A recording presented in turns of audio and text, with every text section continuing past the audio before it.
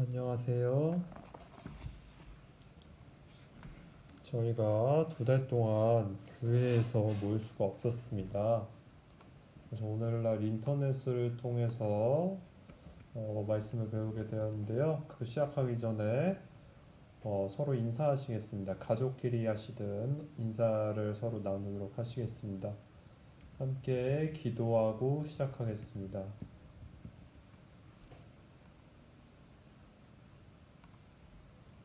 모든 것을 창조하시고 주관하시는 하나님 아버지 감사합니다. 하나님께 오직 영광을 돌립니다. 정말 세상 많은 사람들 가운데 저희를 구원해 주셨습니다.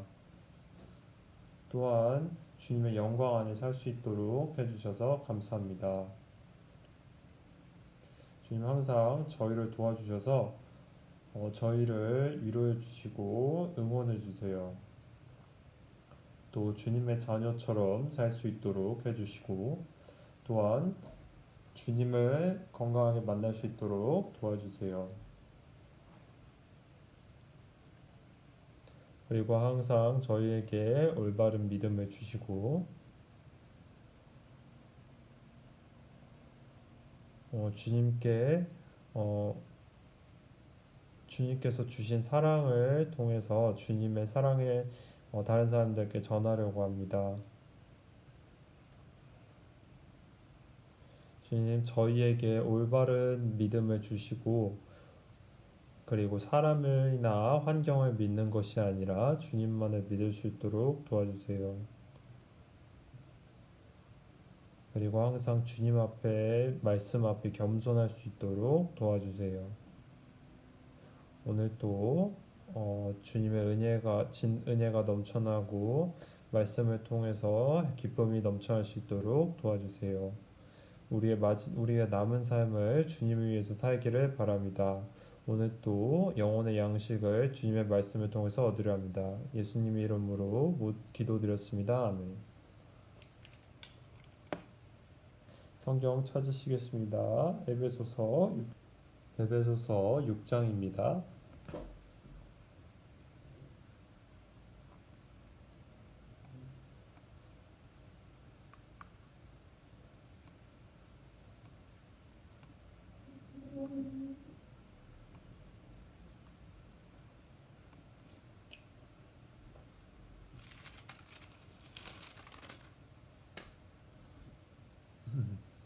에베소서 6장 1절부터 3절입니다.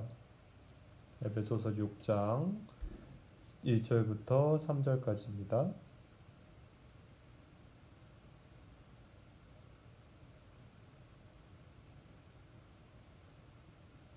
같이 읽으시겠습니다.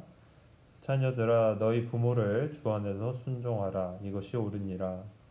내 아버지와 어머니를 공경하라. 이것이 약속 있는 첫 계명이니 이는 내가 잘되고 땅에서 장수하리라.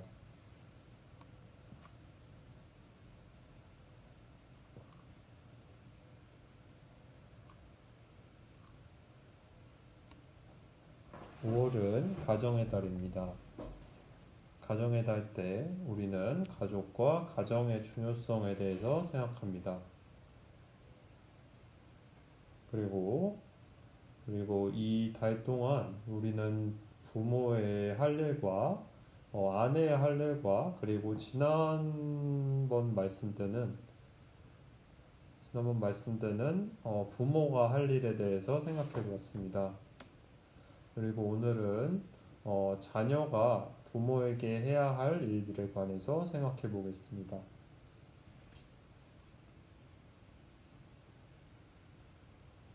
이스라엘을 강하게 하는 3가지가 있습니다. 먼저 토란입니다. 토라라는 모세 오경입니다. 그리고 2번째는 모라입니다. 모라는 스승을 가리킵니다. 그 다음에 호라가 있습니다. 호라는 부모님을 가리킵니다. 즉 이스라엘에서 가정을 그리고 나아가서 이스라엘 전체를 유지하는 것은 말씀과 스승, 그 다음에 부모라고 이야기하고 있습니다. 우리 각각 한 명 한 명은 누군가의 자녀입니다.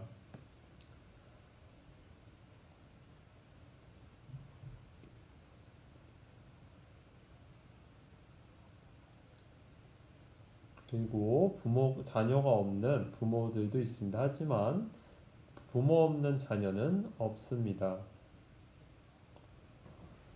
우리가 그래서 지난번에 부모가 자녀에게 행해야 할 일에 관해서 배워봤는데, 부모가 꼭 자녀에게 해야 하는 일들이 있듯이, 그와 반대로 자녀들도 부모에게 행해야 하는 일들이 있다는 것입니다. 아무리 강조해도 부족하지 않은 것은 가족과 가정의 중요성입니다. 그래서 이 가정의 달 5월에는 가정의 중요성에 관해서 생각해 보겠습니다. 그리고 오늘은 특별히 자녀들이 부모에게 해야 할 일의 중요성에 대해서 배워보겠습니다. 에베소서 6장 1절부터 3절까지는 자녀가 부모에게 해야 할 일들에 관해서 말하고 있습니다. 1절에 보시면 자녀들아 너희 부모를 주 안에서 순종하라 이것이 옳으니라.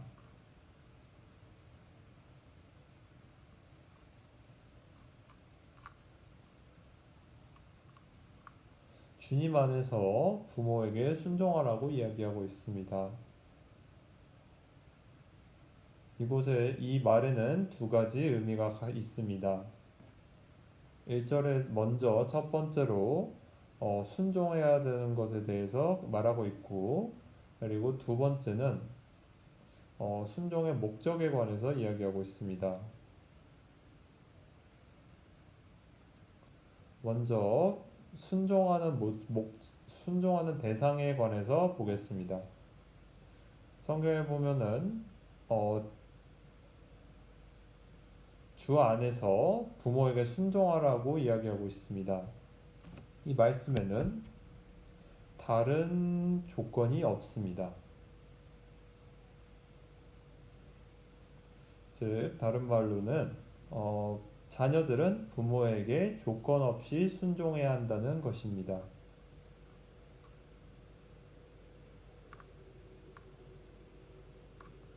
무조건 부모에게 자연스럽게 순종해야 합니다. 하지만 오늘날 많은 아이들은 나는 부모님 말씀을 듣고 싶지 않다. 그 이유는 내 부모님이 나에게 아무것도 해주지 않는다. 학교도 안 도와주고 돈도 주지 않는다. 그래서 난 부모님의 말을 듣고 싶지 않다. 다시 한번 이 말씀을 다시 보시길 바랍니다. 주 안에서 순종하라 너희 부모에게. 즉 다른 조건과 외부 조건과 상관없이 무조건적인 순종을 이야기하고 있습니다. 순종 앞에 다른 단어가 있나요?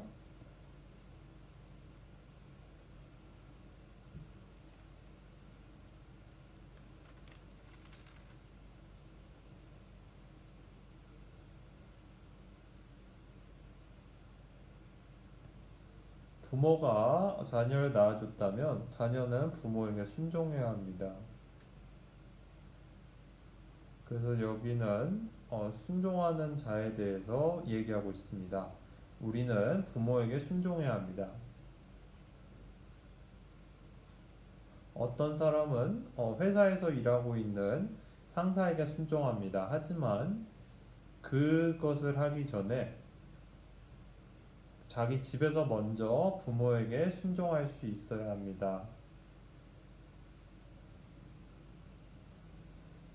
그러나 오늘날에는 많은 아이들이 부모 말을 듣지 않으려고 합니다. 하나님께서는 순서를 세워놓으셨습니다. 그래서 집 안에서의 순종에 대해서 먼저 알아야 합니다. 그리고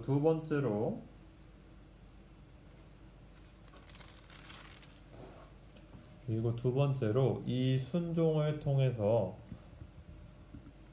어, 누구 밑에 있는 것인지 알 수 있습니다. 즉, 이 구절을 다시 보시면 주 안에서 순종하라 이렇게 이야기하고 있습니다. 이게 무슨 의미를 이야기할까요? 만약에 주님을 알지 못한다면, 만약에 먼저 주님을 알지 못한다면, 부모의 말을 순종할 수 없다는 뜻이 됩니다.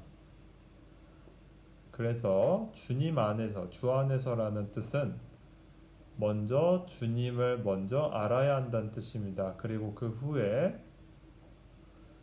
후에야 부모의 말씀에 순종할 수 있다는 것입니다. 즉, 이 말씀은 우리에게 무엇을 설명하냐면,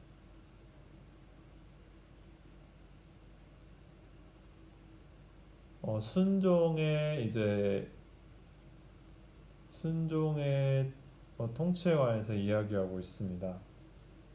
그리고 완전한 순종을 대해서 이야기하고 있습니다.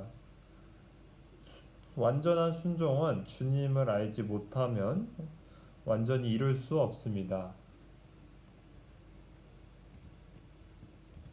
그리고 주님을 알지 못한다면 자기 혼자 독단적이 되어버립니다. 그래서 주님의 말씀을 완전히 알지 못한다면 부모에게 완전히 순종할 수 없습니다. 그래서 항상 부모의 말씀에 순종하기 전에 먼저 하나님의 말씀에 대한 것을 알고 있어야 합니다. 예를 들면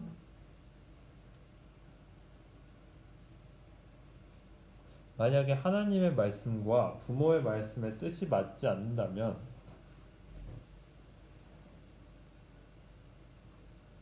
이럴 때는 하나님의 말씀을 따라야 한다는 뜻입니다. 그 이유는 우리의 부모님도 하나님의 창조물이기 때문입니다. 그래서 우리의 부모님도 하나님의 말씀에 순종해야 합니다. 그래서 이 말씀을 통해서 우리가 두 가지를 이해할 수 있습니다. 먼저 첫 번째로 우리가 부모에게 순종해야 한다는 거고, 그리고 두 번째로 더 높은 순종은 하나님께 나온다는 것입니다. 우리가 부모에게 순종한 다음에는 무엇을 해야 할까요? 2절에 보시면 내 아버지와 어머니를 공경하라. 이것이 약속 있는 첫 계명이니.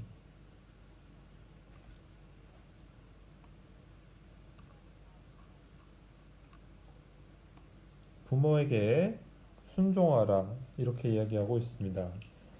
여기를 체크해 두시고 마가복음 7장 보시겠습니다.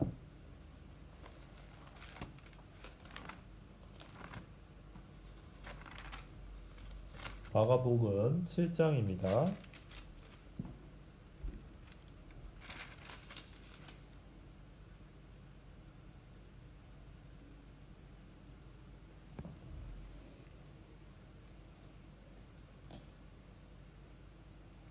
마가복음 7장 10절부터 14절까지입니다. 마가복음 7장 10장부터 14절까지 같이 읽으시겠습니다. 모세는 내 부모를 공경하라 하고 또 아비나 어미를 회방하는 자는 반드시 죽으리라 하였거늘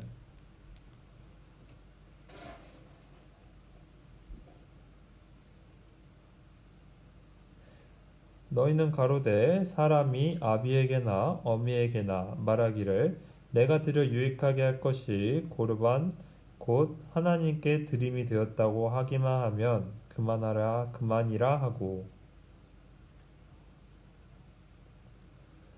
제 아비나 어미에게 다시 아무 것이라도 하여 드리기를 허하지 아니하며 너희의 전한 유전으로 하나님의 말씀을 폐하며 또 이 같은 일을 많이 행하느니라 하시고 무리를 다시 불러 이르시되 너희는 다 내 말을 듣고 깨달으라.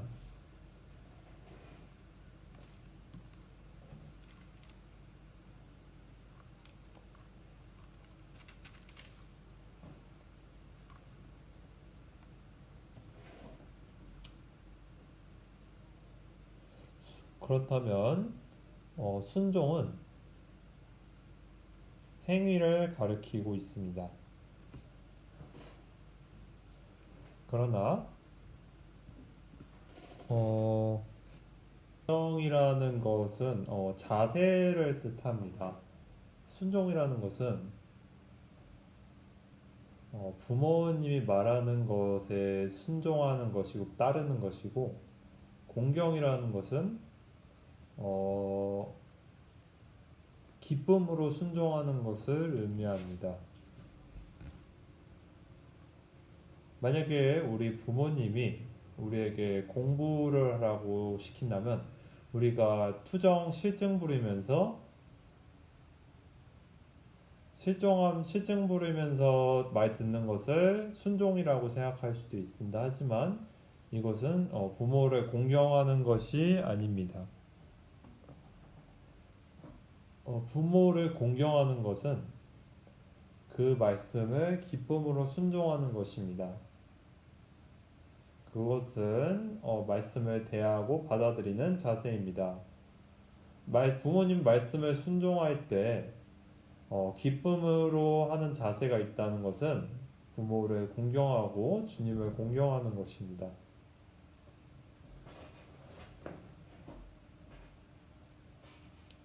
이 구절에는 고르반이라는 말씀이 나오는데 헌금을 의미합니다. 유대인들은 항상 헌금을 드렸습니다. 하나님 것이 모든 것이 하나님 것이라는 것을 의미로 드렸습니다.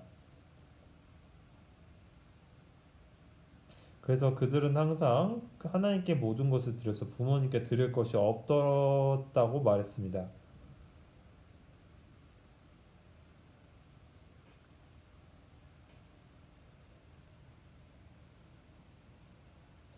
그것을 통해서 그들은 자기 부모를 이제 모시는 것을 굉장히 소홀히 했습니다.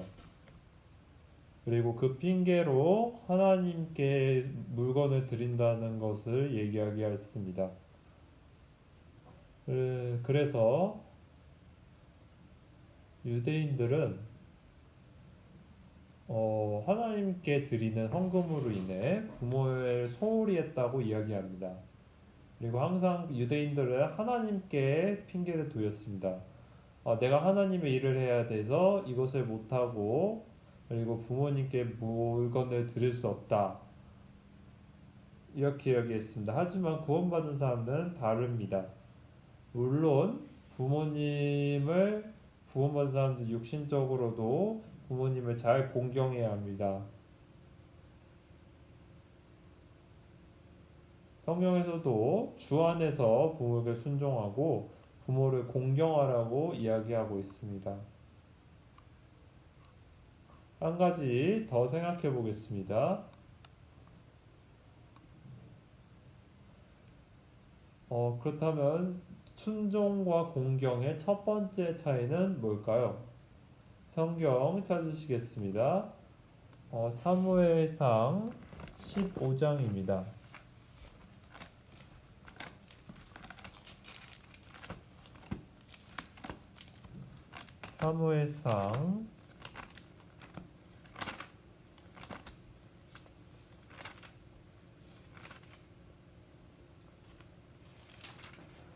사무엘상 15장 18절부터 22절까지입니다.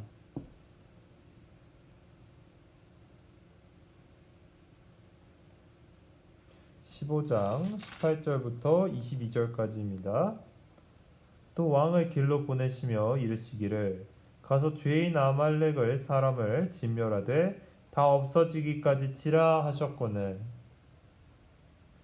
어찌하여 왕이 여호와의 목소리를 청종치 아니하고 탈취하기에만 급하여 여호와의 악하게 여기시는 것을 행하였나이까. 사울이 사무엘에게 이르되 나는 실로 여호와의 목소리를 청종하여 여호와께서 보내신 길로 가서 아말렉 왕 아각을 끌어왔고 아말렉 사람들을 다 진멸하였으나 다만 백성이 그 마땅히 멸할 것 중에서 가장 좋은 것으로 길갈에서 당신의 하나님 여호와께 제사하려고 양과 소를 취하였나이다.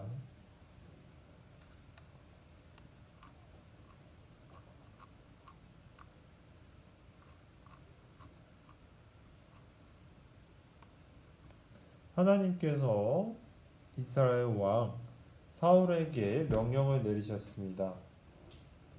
아말렉 사람들을 사람부터 짐승까지 모두 진멸하라고 말씀하셨습니다. 그러나 사울 왕은 순종하지 않았습니다. 그리고 그 후에 하나님께 변명을 돌렸습니다. 내 백성이 짐승을 가져와서 하나님께 제사를 드리려고 했다.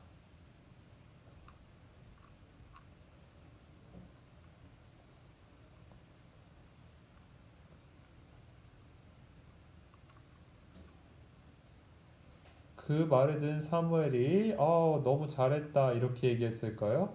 그렇지 않았습니다. 만약에 사울이 하나님께 제사를 드렸다면 하나님께서 뭐라고 말씀하셨을까요? 내 아들아 정말 잘했구나 이렇게 말씀하셨을까요? 사울의 제사를 기쁘게 받아주실까요? 하나님의 말씀을 봐보십시오. 22절 보시겠습니다. 사무엘이 가로되 여호와께서 번제와 다른 제사를 그 목소리 순종하는 것을 좋아하심같이 좋아하시겠나이까. 순종이 제사보다 낫고 듣는 것이 수양의 기름보다 나으니. 이것이 무슨 의미일까요? 즉 순종이 제사보다 낫다는 것을 의미합니다. 순종이 수양의 기름보다 낫다고 이야기하고 있습니다. 사울 왕은 물건을 준비했습니다. 하나님께 드리기 위해서 준비했습니다.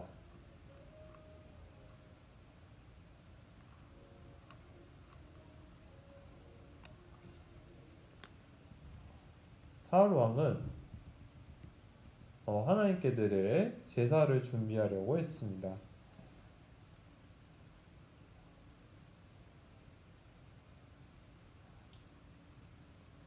하나님께 드릴 제사를 준비하려 했습니다. 하지만 성경에서는 이렇게 얘기하고 있습니다. 순종이 제사보다 낫다. 순종이 모든 다른 것들보다 낫다. 이렇게 얘기하고 있습니다.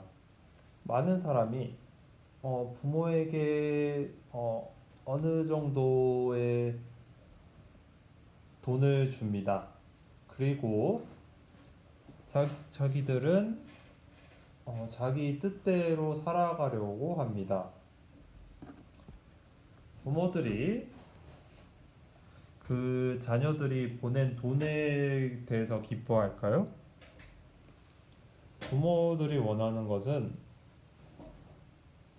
자기 자녀들이 순종하는 것이 훨씬 더 좋습니다.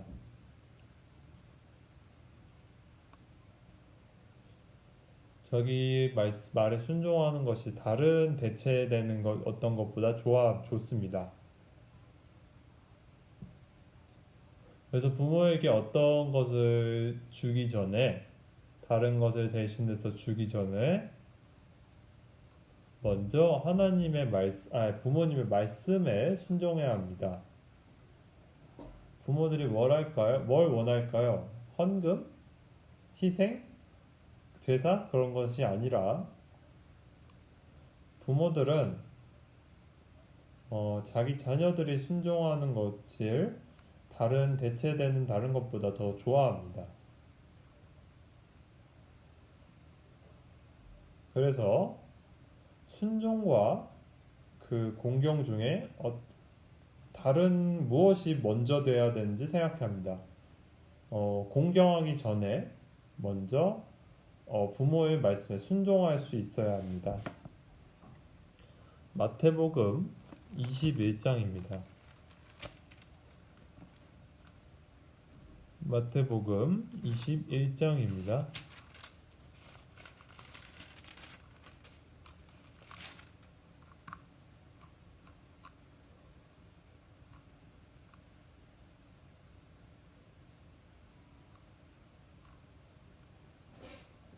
마태복음 21장 28절입니다. 마태복음 21장 28절부터 31절까지입니다.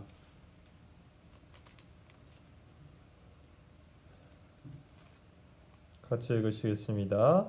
그러나 너희 생각에는 어떠하뇨? 한 사람이 두 아들이 있는데 맏아들에게 가서 이르되 오늘 포도원에 가서 일하라 하니 대답하여 가로되 아버지여 가겠소이다 하더니 가지 아니하고 둘째 아들에게 가서 또 이같이 말하니 대답하여 가로되 싫소이다 하더니 그 후에 뉘우치고 갔으니 그 둘 중에 누가 아비의 뜻대로 하였느뇨? 가로되 둘째 아들이니이다. 예수께서 저희에게 이르시되 내가 진실로 너희에게 이르노니 세리들과 창기들이 너희보다 먼저 하나님 나라에 들어가리라.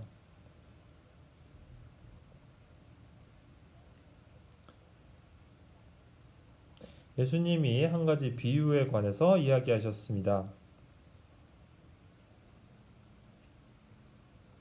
두 아들을 데리고 있는 한 남자에 대해서 비유해 주셨습니다.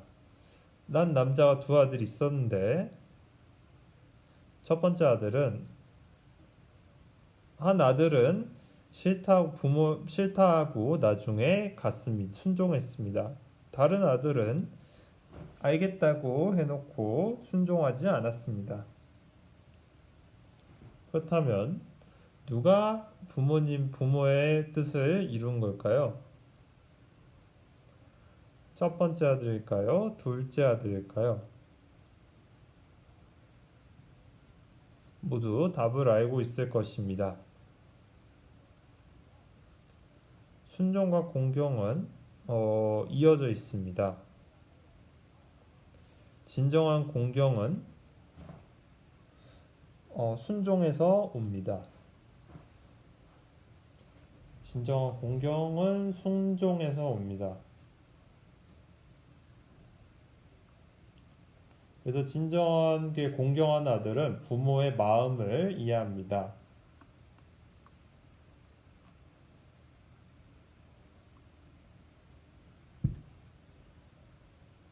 사울 왕은 자신의 뜻대로, 자신의 의지대로 하나님을 공경하려고 했습니다.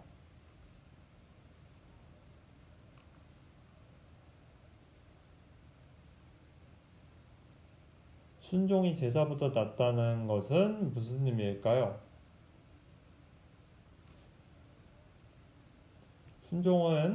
순종이 다른 대체되는 어떤 것보다 낫다는 의미를 가지고 있습니다. 그래서 부모에게 순종하기 전에, 정말 온전히 순종하기 전에 먼저 부모의 말씀을 정말 올바르게 순종해야 합니다. 하지만 오늘날에는 많은 자녀들이 부모의 마음을 이해하지 못합니다. 그래서 자기 뜻대로 무언가를 해서 부모에게 해주려고 합니다. 아, 내 부모님이 고기를 좋아하니까 고기를 많이 사야겠다. 당신의 부모는 고기를 원하는 게 아니라 당신의 마음을 원합니다. 당신의 순종을 원합니다. 그래서 이것을 혼동하면 안 됩니다. 그래서 부모를 공경하기 전에 먼저 부모에게 순종해야 합니다.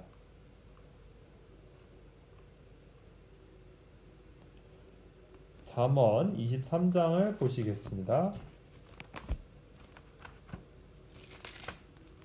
잠언 23장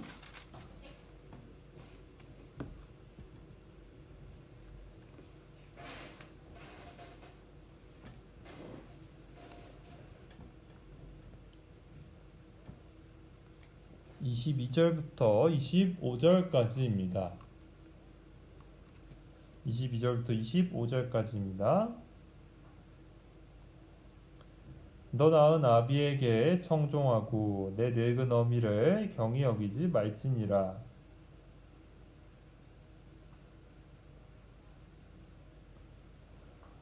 너 낳은 진리를 사고서 팔지 말며 지혜와 훈계와 명철도 그리할지니라. 의인의 아비는 크게 즐거울 것이요 지혜로운 자식을 낳은 자는 그를 인하여 즐거울 것이니라. 내 부모를 즐겁게 하며 너 낳은 어미를 기쁘게 하라.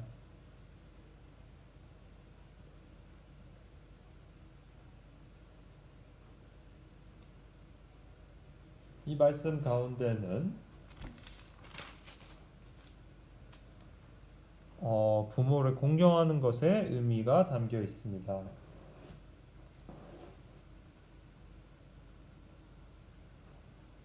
자녀는 부모를 즐겁게 할 수 있어야 합니다.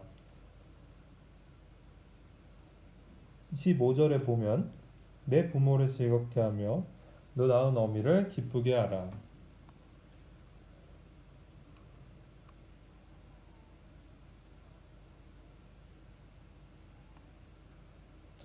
그래서 자녀들이 많이 무언가를 준비하려고 부모를 위해서 준비하려고 합니다.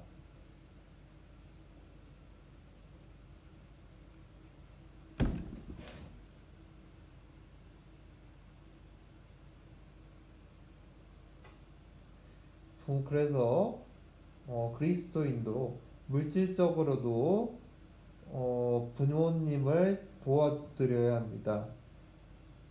물질이 완전히 중요한 건 아니지만 부모를 모시는데 필요한 것입니다.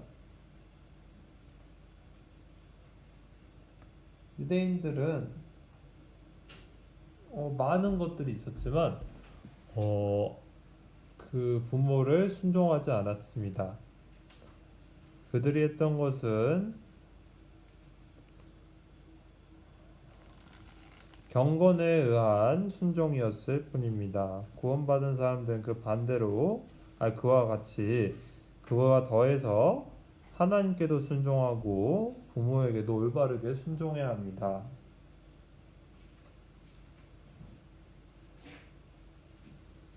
제가 말씀드렸듯이 처음에 말씀드렸지 자녀 없는 부모는 있을지라도 부모 없는 자녀는 없다고 말씀드렸습니다.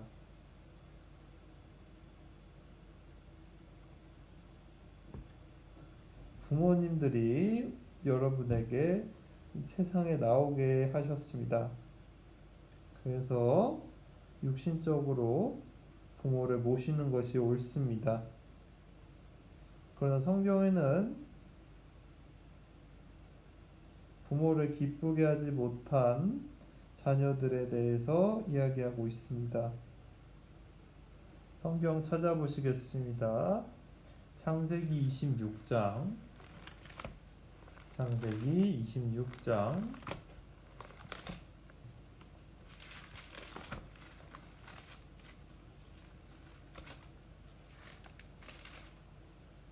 34절 35절입니다.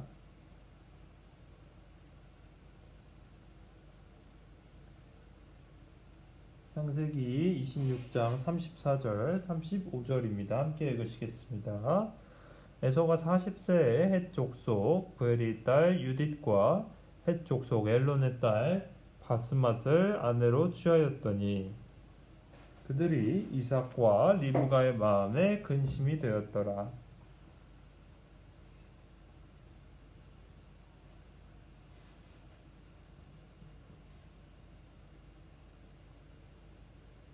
우리가 이스라엘 백성의 이야기를 알고 있습니다.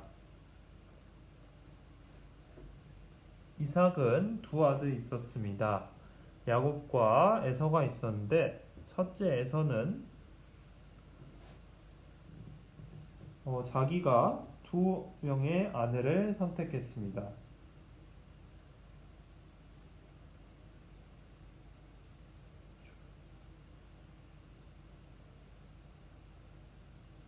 어떤 사람은 이 얘기를 듣고 두 명의 아내라는 말을 듣고 되게 좋아할 수도 있지만 그렇게 생각하지 마십시오. 결국 이 일은 그 부모에게 마음에 근심이 되었다고 이야기하고 있습니다.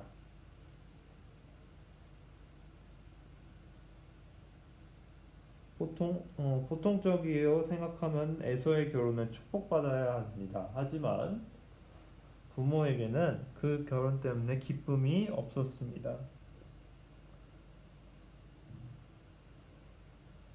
성경에서도 부모의 마음에 근심이 되었다고 이야기하고 있습니다. 그 이유는 에서가 이방 여자와 결혼했기 때문입니다. 이방 여자에게는 믿음이 없었습니다. 히브리서 11장에서도 믿음 없이는 하나님을 기쁘시게 할 수 없다고 이야기하고 있습니다.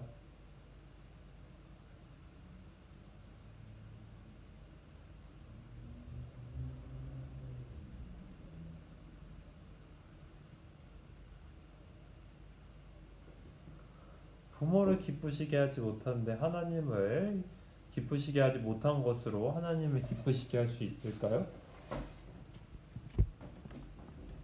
아브라함, 이삭 모두 믿음의 선조들이었습니다. 정말 하나님의 많은 지식을 갖고 있었지만 그의 아들 에서는 올바른 믿음을 가지고 있지 않았습니다. 그래서 자기 뜻대로 결혼하고 자기 뜻대로 두 여자를 아내로 받아들였습니다.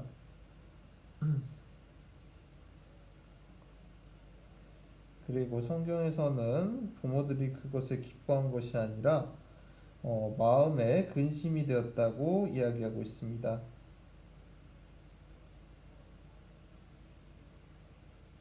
부모라면 이 일을 정말 기뻐해야 하는데 그렇지 않았습니다.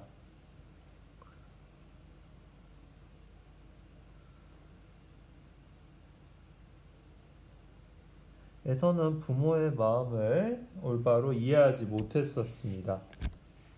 창세기 28장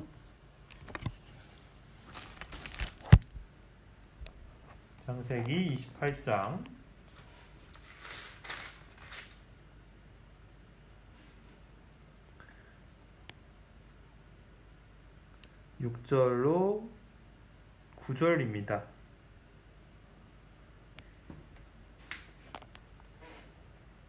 같이 읽으시겠습니다. 에서가 본즉 이삭이 야곱에게 축복하고 그를 밧단 아람으로 보내어 거기서 아나를 취하게 하였고 또 그에게 축복하고 명하기를 너는 가나안 사람의 딸들 중에서 아내를 취하지 말라 하였고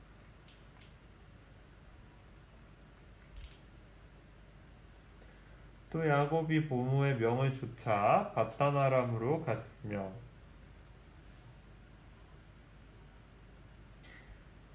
에서가 또 본즉 가나안 사람의 딸들이 그 아비 이삭을 기쁘게 못하는지라. 이에 에서가 이스마엘에게 가서 그 본처들 외에 아브라함의 아들 이스마엘의 딸이요 느바요의 누이인 마할랏을 아내로 취하였더라.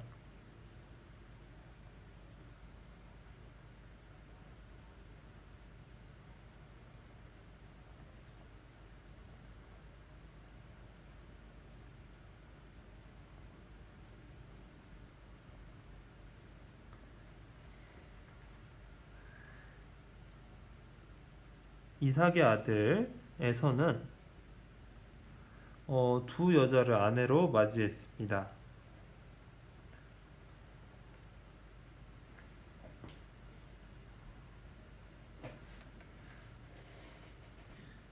이 두 가나안 여자들과 이삭의 종교적 문제가 갈등이 있었을 것입니다. 그 이유는 에서의 아내들은 믿음이 없었기 때문에, 그리고 하나님에 대한 지식도 없었습니다.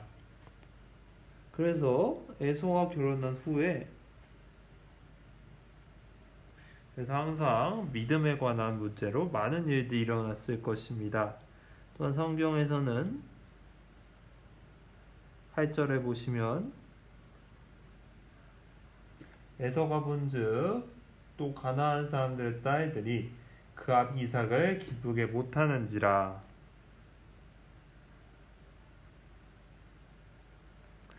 기쁘게 하지 못한지라. 즉 부모를 공경하지 않았다는 뜻입니다.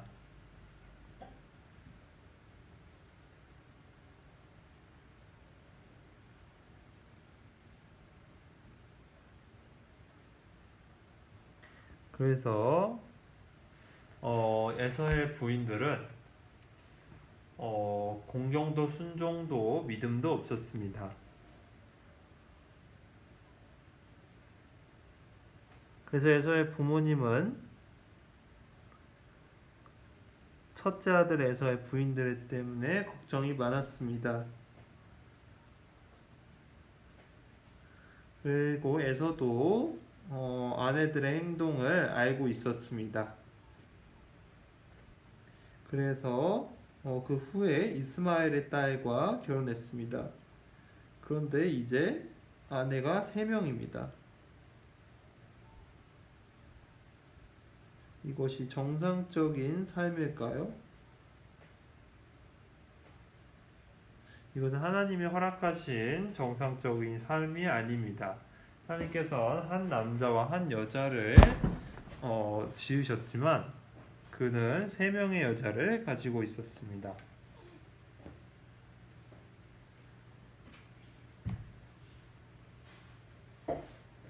자녀들은 부모를 기쁘게 할 수 있어야 합니다. 그래야 잘 공경할 수 있습니다. 그런데 이삭의 아들 에서는 조금 다른 케이스였습니다. 성경에서 그들이 이삭의 그 부모의 마음에 근심이 되었다고 이야기하고 있습니다.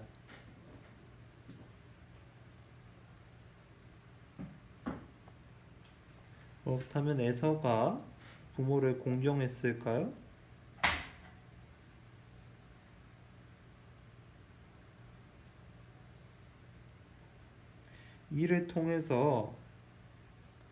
이것을 통해서 결혼에 관해서 한 번 더 그 교훈을 배울 수 있습니다.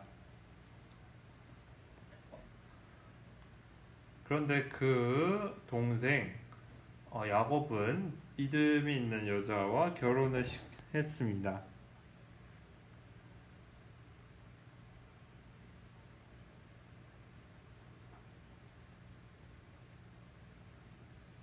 하나님께서는 구원받지 않은 사람과의 결혼을 기뻐하지 않으십니다.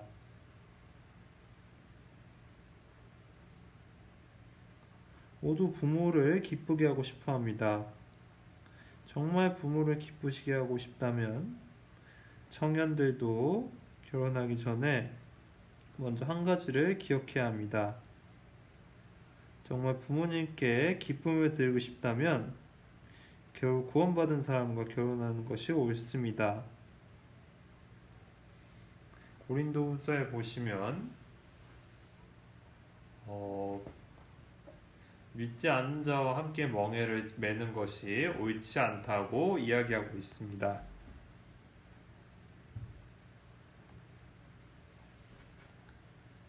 구약 성경부터 신약 성경까지 구원받은 사람의 결혼에 관해서 이야기하고 있습니다. 구원받은 사람은 구원받은 사람과 결혼해야 합니다.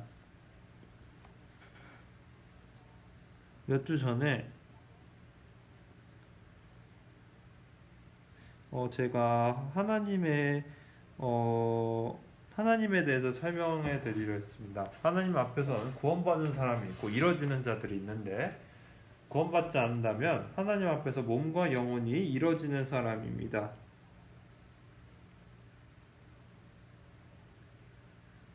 사람이 시체와 같이 살 수 있을까요? 아담과 하와가 죄를 지은 후 에덴 동산에서 쫓겨났습니다. 그 이유는 하나님 앞에서 그 영혼이 죄 지은 후에 죽었기 때문입니다. 그래서 함께 있을 수가 없었습니다. 그러나 오늘날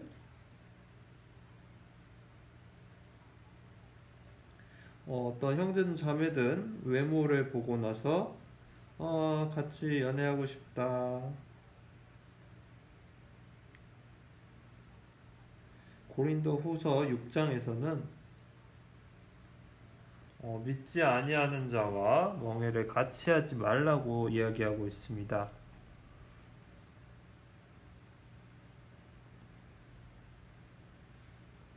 처음부터 주님께서는 믿지 않는 자와의 결혼을 허락하지 않으십니다. 정말 부모를 기쁘시게 하시고 싶고 공경하고 싶으시다면 하나님의 말씀에 순종해야 합니다. 하나님의 말씀을 순종하지 않는다는데 어떻게 부모의 말씀에 순종할 수 있을까요? 먼저 첫 번째로 주님께 순종해야 합니다.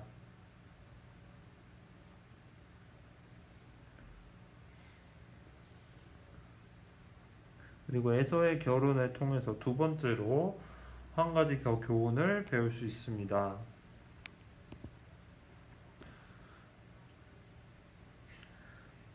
부모들은 자녀에 대한 결혼에 대한 생각을 바꾸셔야 합니다.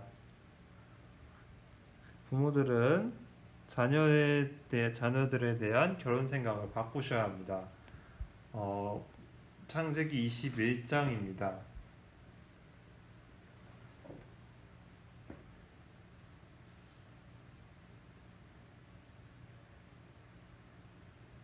창세기 21장입니다. 20절, 21절입니다. 21장, 20절, 21절입니다. 함께 읽으시겠습니다. 하나님이 그와 이와 함께 계심에 그가 장성하여 광야에 거하며 활 쏘는 자가 되었더니 그가 바란 광야에 거할 때에 그 어미가 그를 위하여 애굽 땅 여인을 취하여 아내를 삼게 하였더라. 창세기 21장에서는 하갈이란 여인이 나옵니다. 그리고 이스마엘이 나옵니다. 아브라함의 아들입니다.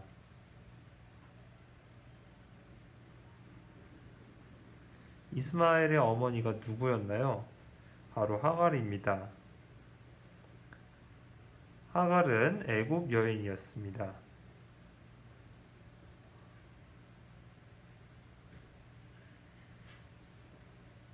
그런데 하갈이 한 애굽 여인을 데려와서 이스마엘과 결혼시켰습니다. 그 애굽 여인은 올바른 믿음이 없었습니다. 그래서 그녀는 자기 아들 이스마엘을 위하여 믿음 없는 여인을 데려왔습니다.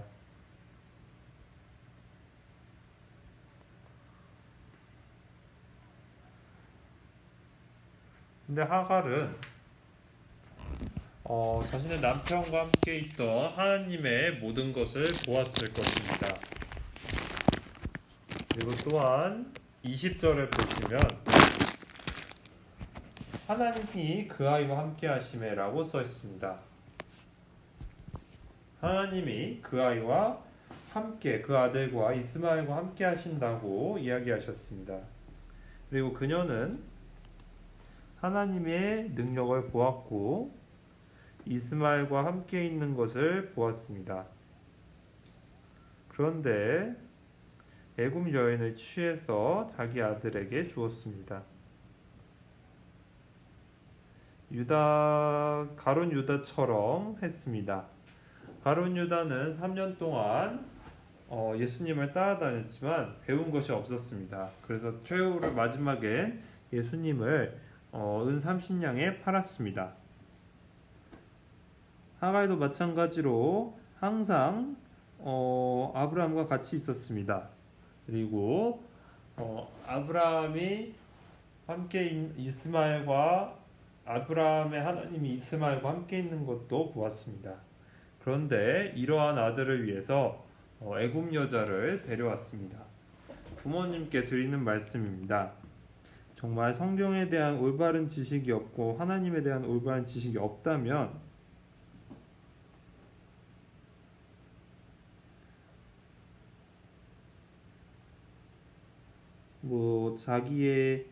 자기의 자녀를 위해서 배우자를 고르는 것을 주의해야 합니다. 그래서 부모들도 성경에 있는 올바른 지식을 알아야 합니다. 그래서 부모가 자녀에 대한 결혼 생각을 바꾸셔야 합니다.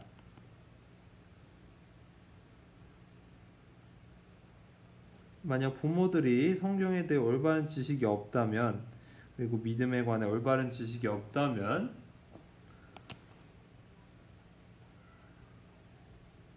자녀의 생애를 망치게 할 수도 있습니다.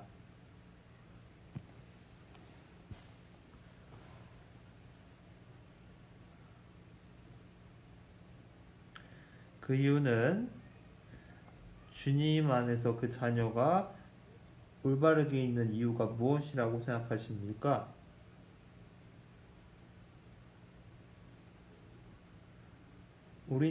부모들은 자녀들의 인생에 대해 책임이 있습니다. 만약 부모가 성경과 하나님에 대해 올바른 지식이 없다면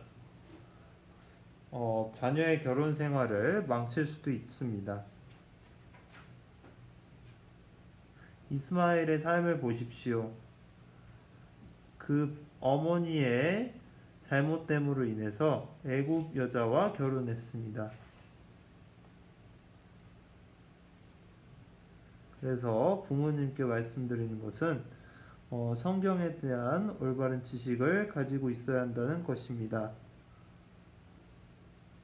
그렇지 않다면 결국 자녀에게 올바른 행복을 줄 수 없습니다. 그리고 세 번째로 그 결혼을 통해서 부모에게 기쁨을 주고 싶다면 한 가지를 더 알아야 합니다. 성경에서는 연애 관계가 없습니다. 남편과 아내만 있습니다.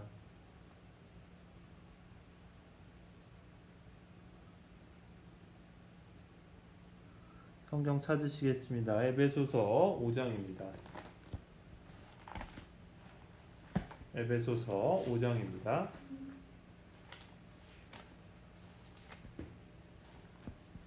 31절부터 32절까지입니다.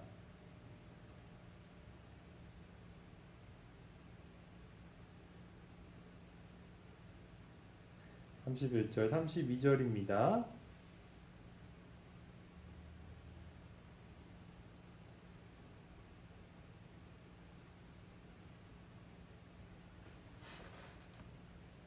함께 읽으시겠습니다. 이러므로 사람이 부모를 떠나 그 아내와 합하여 그 둘이 한 육체가 될지니 이 비밀이 크도다. 내가 그리스도와 교회에 대하여 말하노라.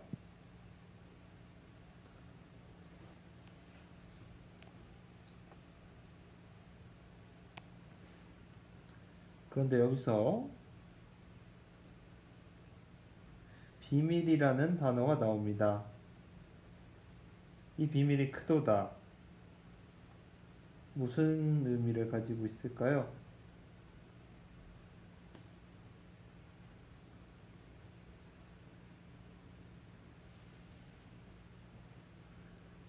예수님께서는 결혼을 통해서 그리스도와 교회의 비밀을 설명하려고 하셨습니다.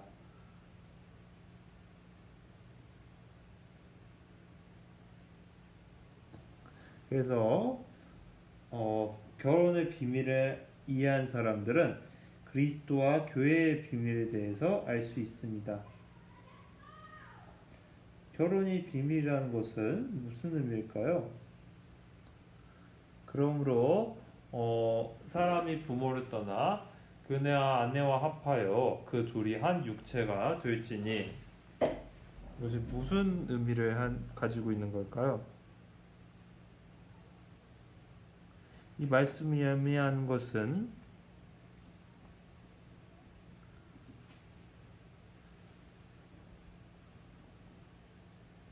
하나님께서는 혼전 관계를 허락하지 않으셨다는 것을 의미합니다.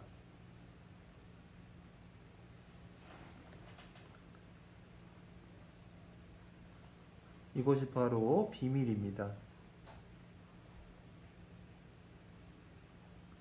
이해하셨나요?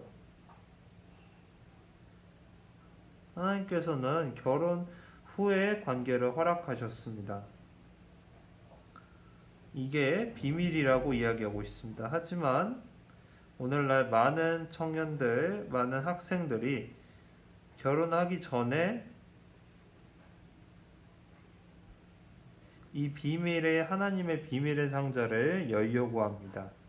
결혼의 비밀의 상자를 열려고 합니다.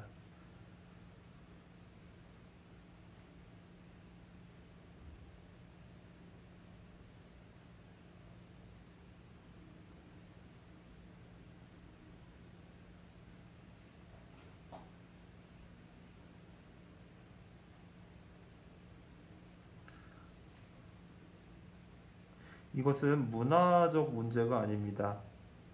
어떤 나라의 관습도 아닙니다.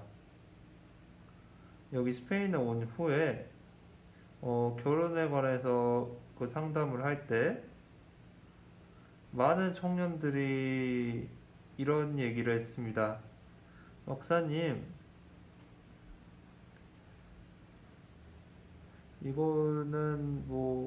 그거는 한국이나 동양의 문화가 아닙니까?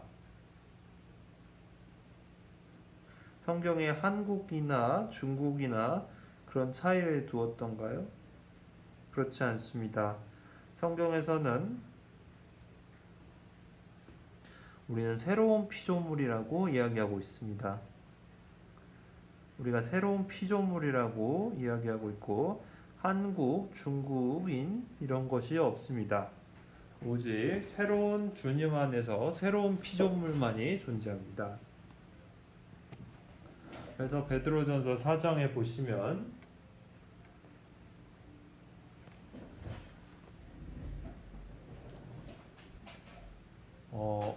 성경에서는 이런 얘기를 하고 있습니다. 우리가 죄인 되었을 때에는 그러한 관습을 따라갔습니다. 세상의 관습을 따라갔습니다. 그러나 주님을 알고 난 후에는 이제 그 시간이 다 되었다고, 끝났다고 이야기하고 있습니다.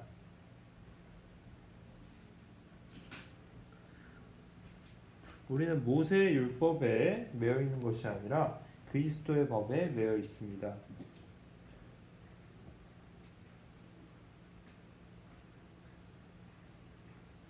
결혼은 비밀입니다.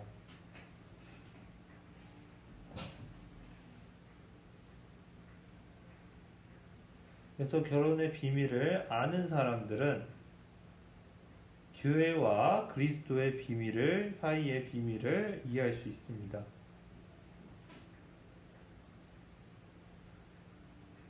하지만 이 결혼의 비밀을 온전히 이해하지 못한다면 교회와 그리스도의 비밀도 온전히 이해할 수 없습니다.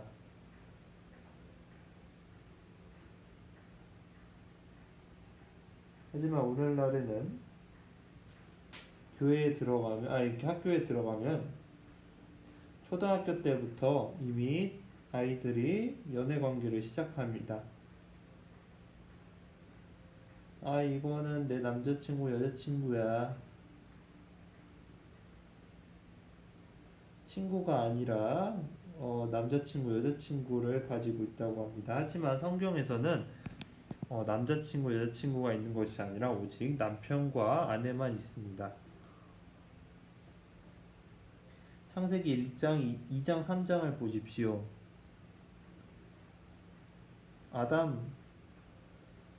아담은 그 아내의 말을 들었다고 했습니다. 여자친구의 말을 들었다고 이야기하고 있지 않습니다. 하나님께서 하와를 만드셨습니다. 아담의 짝으로서 하와를 만드셨습니다. 아담의 여자친구를 만드신 것이 아닙니다. 하지만 오늘날에는 나만 남자친구, 여자친구가 없어. 그래서 나는 잘생긴 사람을 찾아서 떠날 거야. 목사님, 저한테 뭐 잘생긴 남자 소개시켜 줄 수 없나요? 잘못 들었습니다. 그것은 문화가 아닙니다. 한국의 문화나 중국이나 동양의 문화가 아닙니다. 그래서 성경에 대한 올바른 지식이 없다면 사회상의 관습에 쫓아가게 됩니다. 고린도후서 11장입니다. 고린도후서 11장입니다. 고린도서 11장 2절입니다. 고린도후서 11장 2절입니다. 내가 하나님의 열심으로 너희를 위하여 열심 내노니 내가 너희를 정결한 처녀로 한 남편인 그리스도께 드리려고 중매함이로라.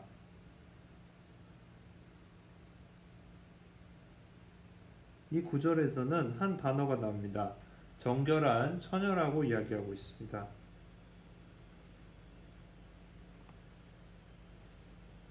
그럼 여러분은 정결한 처녀입니까?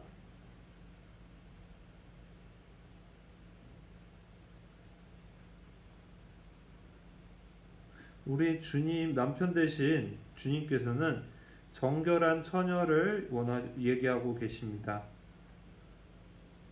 그래서 육신적으로도 우리의 정결을 지키고 우리의 배우자를 위해서 지켜야 합니다. 그것이 바로 비밀입니다. 그런데 결혼하기 전에 그 비밀의 문을 열려는 사람들도 있습니다.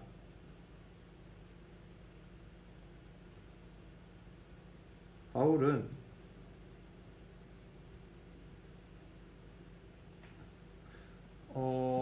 그리스도와 구원받은 사람의 중개인이었습니다.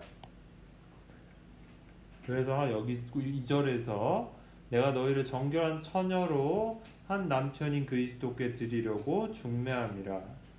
그는 그리스도인과 그리스도 사이의 중매인이었습니다. 중보자였습니다. 하나님께서는 이삭의 아내인 리브가를 준비해 놓으셨습니다. 하나님께서 하와를 만드신 후 아담에게 데려오셨습니다. 그렇다면 하나님의 길을 따르기 위해서는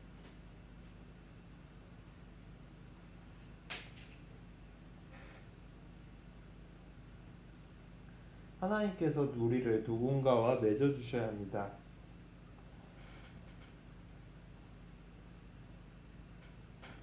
그것과 반대로 우리가 누군가와 만나고 정하는 것이 아닙니다. 그래서 이성과의 관계는 교회의 허락이 없으면 하지 않는 게 좋습니다. 이때 한 청년이 내게 물었습니다.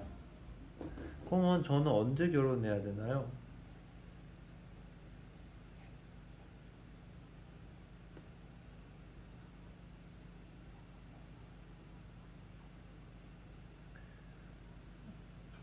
영적으로 그리고 육신적으로 가족을 책임질 수 있을 때입니다. 육신적인 나이가 중요한 게 아닙니다. 목사님, 저는 30, 35, 40 이렇게 나이를 먹었습니다. 그럼 저는 언제 결혼하나요?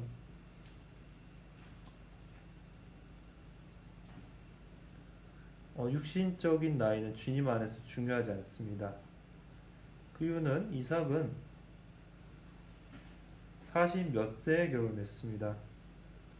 에서도 그때쯤에 결혼했습니다. 40세 전후에 40 몇 세에 결혼했습니다. 걱정하지 마십시오.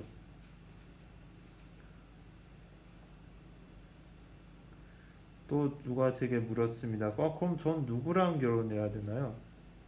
교회 안에는 청년도 없고, 뭐 잘생기고 예쁜 사람도 별로 없는데.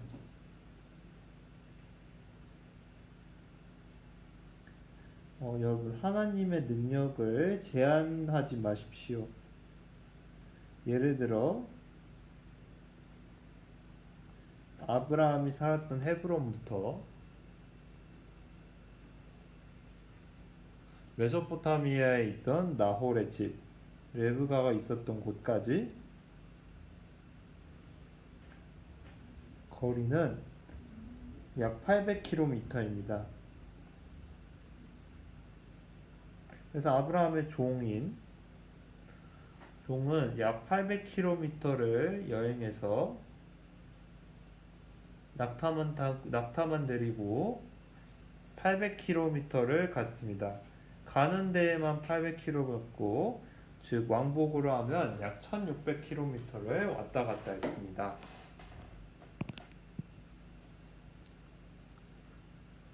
하나님의 능력을 제한 두지 마십시오.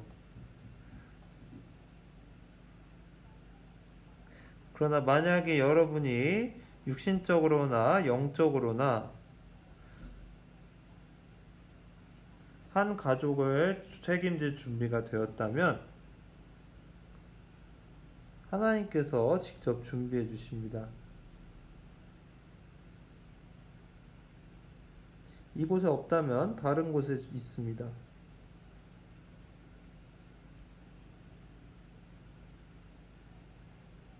다른 청년이 저에게 또 물어봤습니다. 저는 이것도 없고, 저는 결혼 안 하고 그냥 주님을 위해서 살고 싶습니다. 성경 찾아보시겠습니다.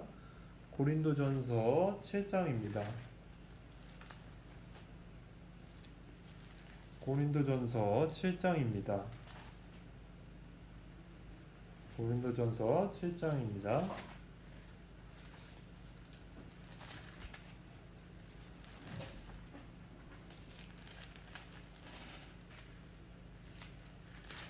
고린도전서 7장 38절입니다. 고린도전서 7장 37절입니다. 함께 읽으시겠습니다. 38절입니다. 그러므로 처녀딸을 시집 보내는 자도 잘하거니와 시집 보내지 아니하는 자가 또 잘하는 것이니라.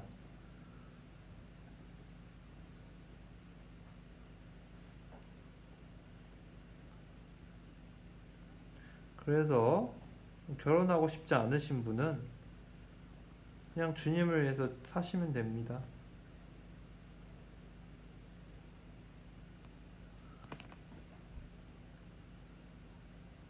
결혼은 신앙생활의 목적이 아닙니다.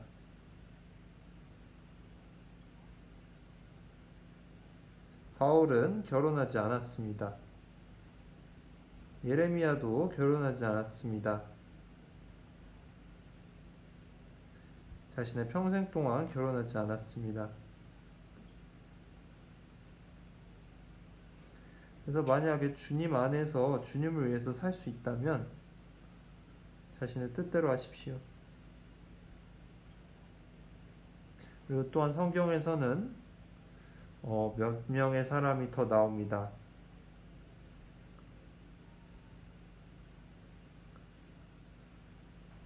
그리고 부모를 기쁘지 못하게 했던 사람들이 또 나옵니다. 창세기 37장입니다.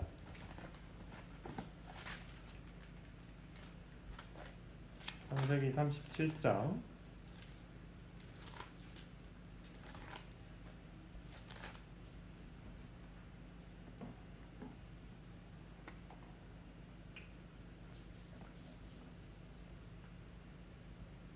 34절부터 35절까지입니다. 37장 34절부터 35절까지입니다. 함께 읽으시겠습니다. 자기 옷을 찢고 굵은 배로 허리를 묶고 오랫동안 그 아들을 위하여 애통하니 그 모든 자녀가 위로하되 그가 그 위로를 받지 아니하여 가로되 내가 슬퍼하며 음부에 내려 아들에게로 가리라 하고 그 아비가 그를 위하여 울더라.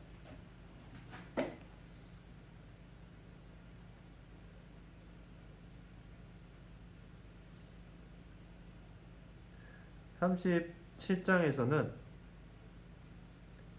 야곱의 생애에 관해서 나옵니다.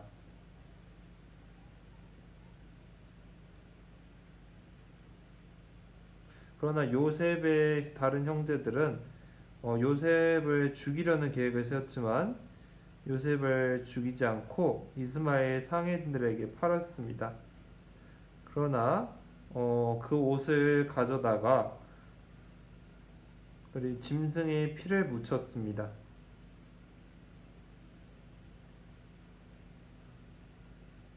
그리고 그 아버지가 그것을 본 후 어떻게 했나요? 그 아비가 그것을 본 후 울기 시작하셨습니다. 그러나 그 아들들이 부모에게 어떻게 했나요?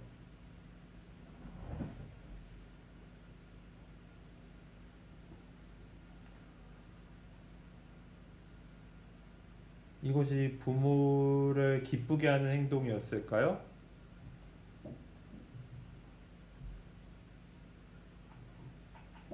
그들이 한 일은 자기 동생을 죽이려고 한 것이 아니라 부모를 죽이려고 한 것입니다. 부모의 아픔을 아프게 한 후에는 부모의 마음을 아프게 한 후에 부모를 잘 공경할 수 있을까요? 부모의 마음을 아프게 하는 것은 결코 공경한다고 할 수 없습니다.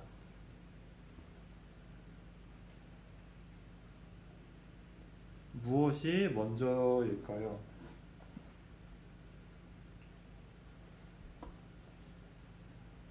여러분의 부모를 공경하는 방식이 중요한 것이 아닙니다.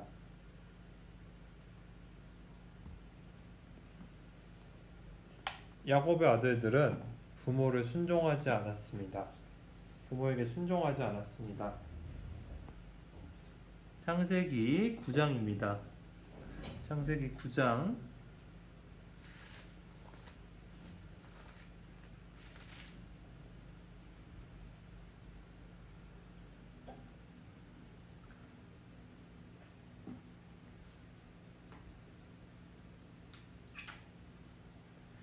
20절부터 25절까지입니다. 창세기 9장 20절부터 25절까지입니다.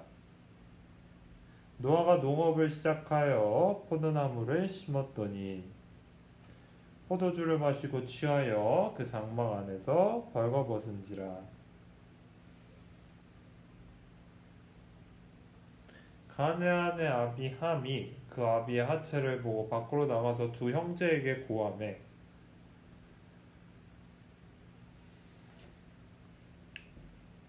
셈과 야벳이 옷을 취하여 자기들의 어깨에 메고 뒷걸음쳐 들어가서 아비의 하체에 덮었으며 그들이 얼굴을 돌이키고 그 아비의 하체를 보지 아니하였더라.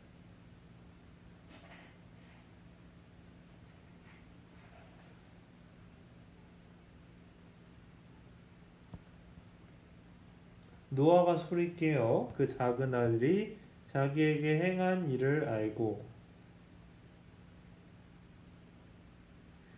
이에 가로되 가나안은 저주를 받아 그 형제 종들의 종이 되기를 원하노라.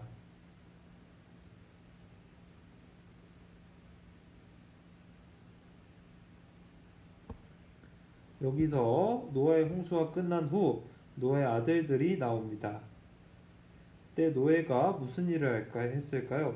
노아가 포도주를 마셨었습니다. 그러나 그는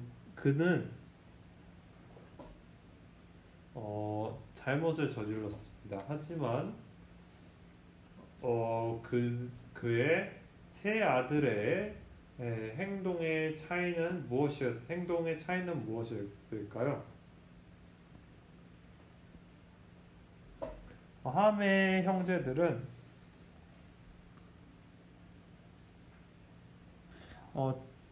부모의 잘못을 덮어주려고 했습니다. 그러나 그 함은 다른 형제들과 달랐습니다. 그리고 여기에 가나안의 함의 아들 가나안이 나오는데 하나님의 저주를 받게 됩니다.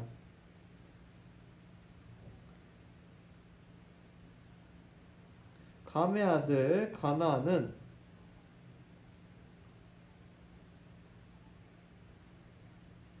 그의 아비 함의 잘못에 응한 것과 마찬가지이기 때문입니다.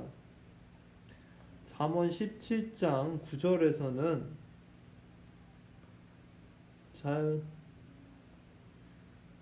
허물을 덮어주는 자는 친구를 얻는다고 이야기하고 있습니다.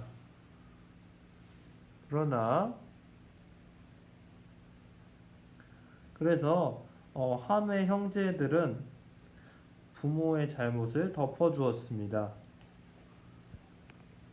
먼저 그의 아비가 잘못을 했습니다. 하지만 그의 아들들이 부모의 잘못을 덮어주었습니다.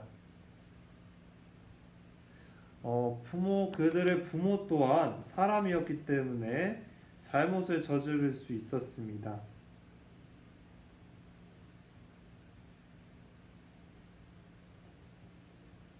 근데 어째서 가나안이 하나님의 저주를 받았을까요? 그 이유는 자신의 아버지 함의 잘못에 대해서 어떻게든 관여가 되어 있기 때문입니다.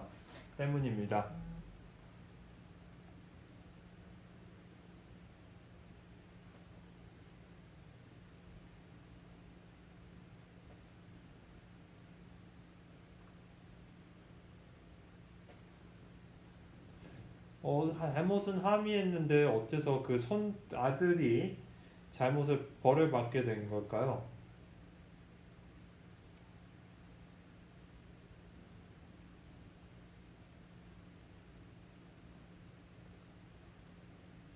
부모가 어떤 잘못을 저지르기 전에 자녀가 어떻게 행동해야 하는지 먼저 생각해야 합니다.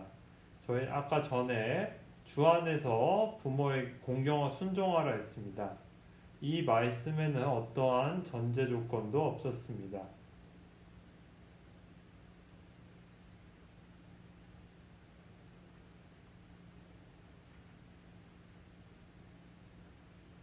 부모에게 조건 없이 순종해야 합니다. 그러나 노아의 아들 그 손주 가나안은 다른 형제들과 다르게 행동했습니다.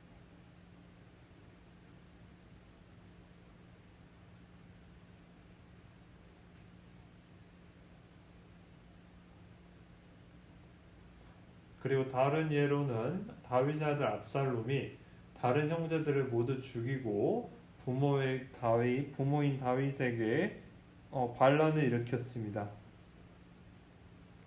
그리고 결국 요압에게 죽게 됩니다. 불순종한 사람으로 인해 행복해지는 사람은 없습니다.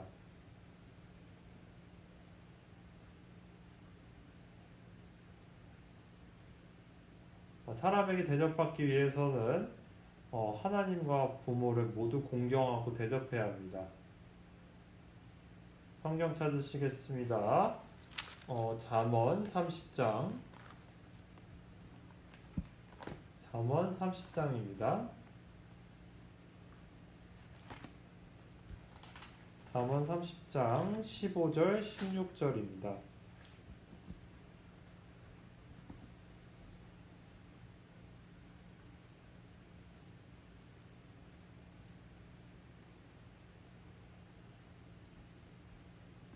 (15절) (16절입니다)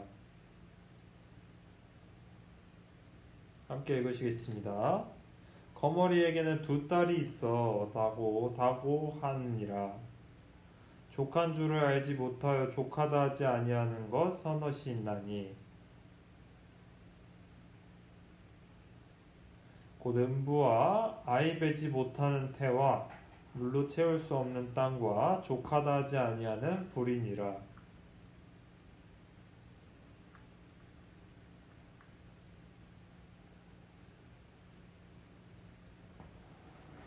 여기 거머리가 나옵니다.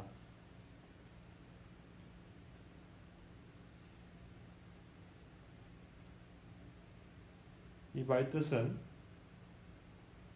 부모를 공경하지 않는 자녀는 족한 줄 모르는 거머리의 딸이라고 이야기하고 있습니다.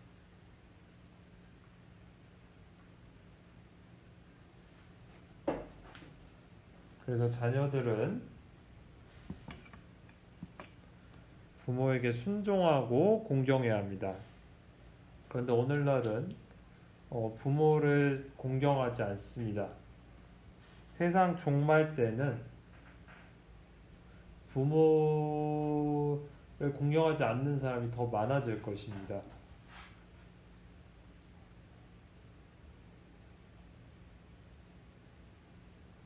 어째서 자녀들은 부모에게 순종하고 공경해야 되는 걸까요? 그 이유는 죄로 인해 부서진 순서와 관계에 관해서 관계를 회복하기 위해서입니다. 아담과 하와는 죄를 지었습니다. 하나님께서 그 순서를 정해 놓으셨습니다.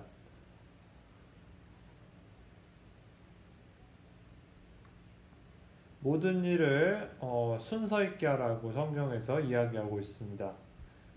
하나님은 순서와 질서의 하나님이십니다.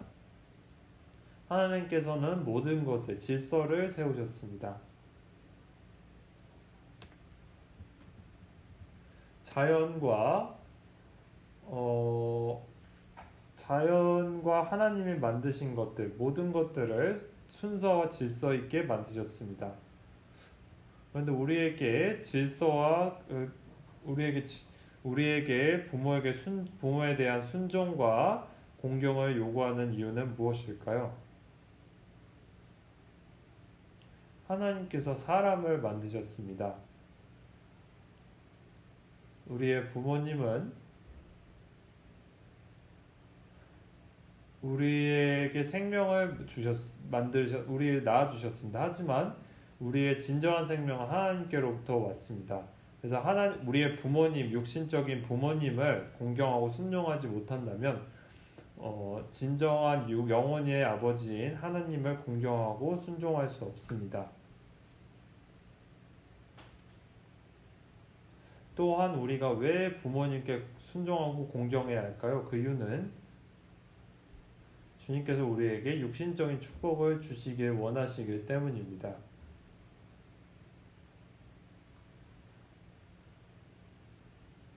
성경에서는 너의 삶이 잘 가길 원한다고 이야기하고 있습니다.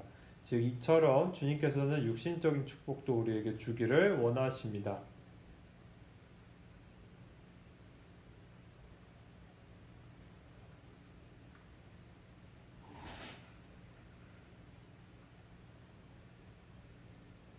하나님께서 아브라함에게 자신의 독생자 외아들을 이삭을 제물로 바치라고 했습니다. 그리고 그것을 통해서 하나님 순종하는 사람이라는 것을 보여주었습니다. 그런데 이때 생각해 보시면 이때 이삭의 나이는 약 25살에서 36살 사이로 추정됩니다. 힘이 매우 세겠죠?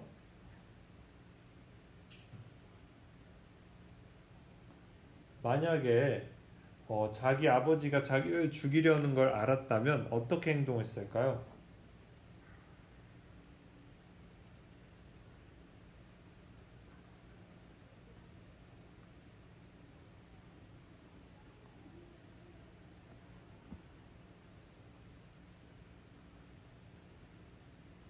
그리고 이 일이 생긴 후에 트라우마가 생겼다거나 정신적 충격이 났단 말 또한 성경에도 없습니다. 이삭에게 충격이 갔단 말이 없습니다. 이삭 부모는 자녀가 잘 압니다. 그리고 부모도 자녀를 잘 압니다. 성경에서 이삭 또한 믿음의 조상이라고 이야기하고 있습니다. 아브라함은 갈 곳을 알지 못하고 하나님 말씀에 순종해서 자신이 살던 땅에서 나왔습니다. 그리고 이삭은 자신의 아버지의 삶을 통해서 모든 것을 배웠습니다. 그래서 그의 아들 이삭은 하나님의 말씀에 완전히 순종할 수 있었습니다. 그리고 그것이 이해할 수 없는 상황일지라도 이해했습니다.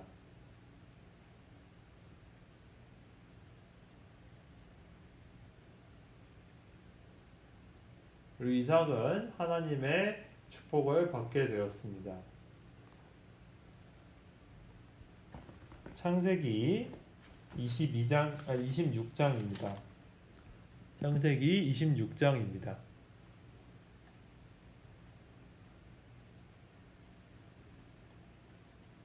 창세기 26장 12절 13절입니다.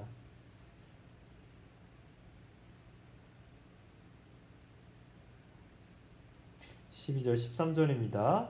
이삭이 그 땅에서 농사하여 그 해 100배나 얻었고 여호와께서 복을 주심으로 그 사람이 창대하고 왕성하여 마침내 거부가 되어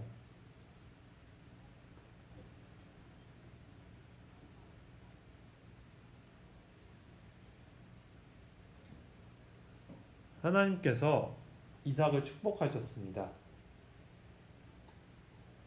이삭이 우물을 팔 때마다 그곳에서 물이 나왔습니다.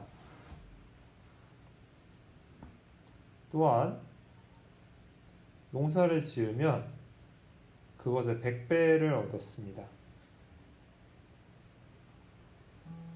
그리고 또한 이삭은 180세까지 살았습니다. 그리스도인들도 마찬가지로 어째서 하나님께 순종하고 부모를 공경해야 하는 걸까요?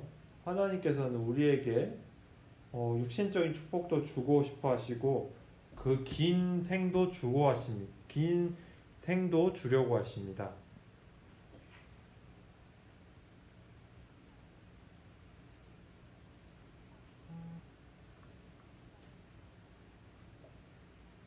이삭은 부모의 삶을 통해 올바른 믿음의 배에 배웠습니다. 그것이 이해할 수 없는 상황일지라도 그것을 이해하고 받아들였습니다.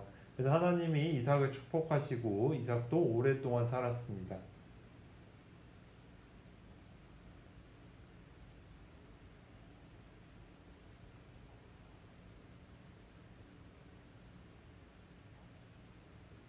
어때서 우리가 부모에게 순종하고 공경해야 하는 걸까요?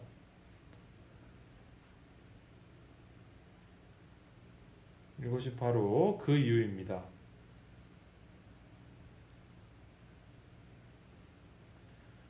그래서 이번 가정의 달 5월을 통해서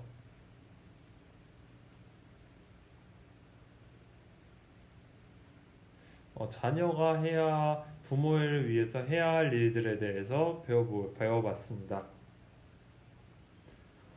지난번에는 부모가 해야 하는 일에 대해서 배워봤습니다. 부모님들은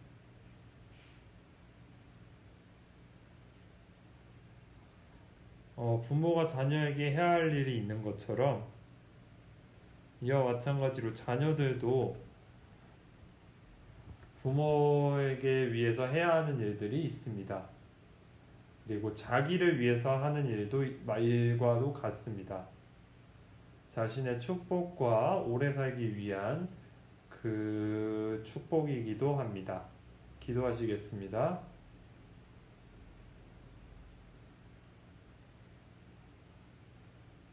하나님 감사합니다.